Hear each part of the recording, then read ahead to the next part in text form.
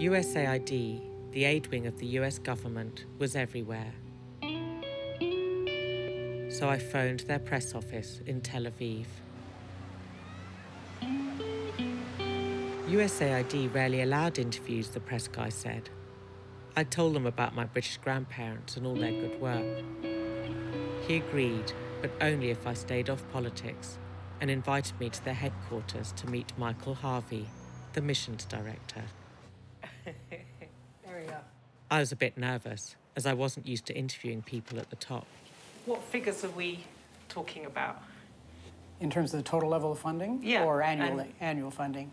Annual and maybe total, and what kind of investment and for how long? Well, since we came back 16 years ago, we've invested about $3.5 billion into the West Bank and Gaza. Our annual level of funding from the entire U.S. government is about $700 million a year. The amounts going through AID last year was about $400 million, and I expect that it will be approximately that amount this year. Gosh. Hello, Hi, I'm Chloe. And Amaya. Suddenly, I was inside one of those flash jeeps you see driving around behind tinted windows. A bodyguard in tow, my own private PR woman, and 2 more jeeps in front. They'd laid on this special tour of all the infrastructures they were building. Schools, hospitals, roads, water. It was impressive.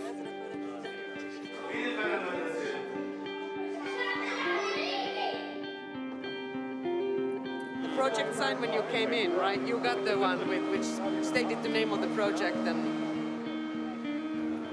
Is USAID, have you built all of these USAID, yes, drill and built these and equipped them. USAID is the largest contribution to the water system. This is big budget, big money.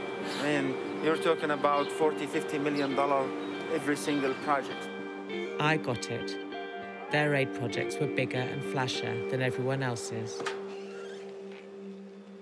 And then on the way back, I learnt what happened when I came off script. So there is one major problem. There is not enough water for the people in this area. There is a water shortage. Just as a kind of comparison, how would these problems be overcome in Israel? You have to understand that today, Israeli-controlled wells withdraw more water from aquifer in the West Bank than Palestinians do, under Oslo Accords.